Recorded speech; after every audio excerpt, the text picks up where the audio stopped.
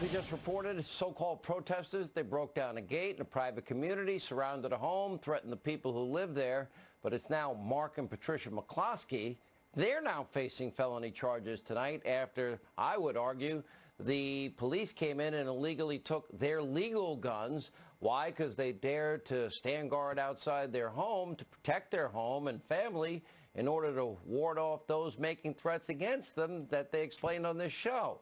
Now, if it's illegal to guard your home in St. Louis, is anyone going to be safe anymore? Especially in this day and era of defunding the police. As you just heard in our exclusive interview, the Missouri governor, Mike Parson, he said he'll be issuing a pardon. Here with more. We have back Fox News contributor Dan Bongino, civil rights attorney Leo Terrell. You know, Leo, the gun was legal, but they went and confiscated it. No police showed up that night when they broke down the gate and went into that community.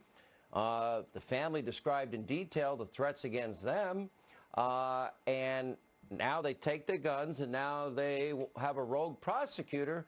What are we, the people, supposed to do when people, break into our neighborhoods and are threatening us? What are people to do?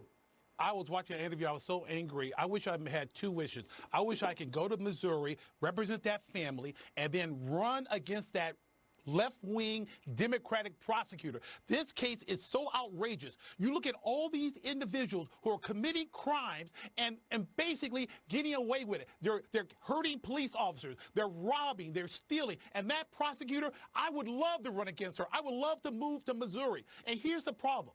It seems like the Democrats will do nothing. On the Democratic network, they had softball questions handed to Joe Biden tonight. He won't answer questions about the lawlessness in these cities run by Democratic mayors and by a city prosecutor. It is outrageous. I really feel for that family. And if there's anything I can do to help that family and defeat that prosecutor, I'm going to start working on that tonight. It's ridiculous. Bravo for the governor. Dan, I don't know what people do. I mean, Joe Biden says the police have now become the enemy of the people they're supposed to protect. I don't believe that. Yeah. I think 99% of cops, Leo thinks it's 98, he thinks it might be wrong, are good people that protect and serve. Yes. You work with them. Yeah. What do people do? Yeah. Dan, how do they protect themselves? Sean, the same way the McCloskeys did. There's no violation of the law here.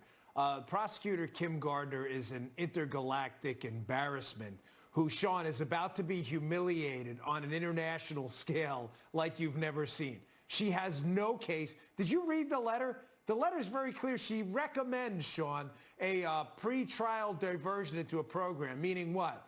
She knows she has. Kim Gardner's lucky she doesn't get prosecuted for malicious prosecution. I'm not kidding, Sean. This case is that bad. There is no conflict of rights here, right? They had the right to defend themselves, and the protesters had the right to do it peaceably. They didn't do that. Hey, Dan, Leo's voting for Trump. Yes, right.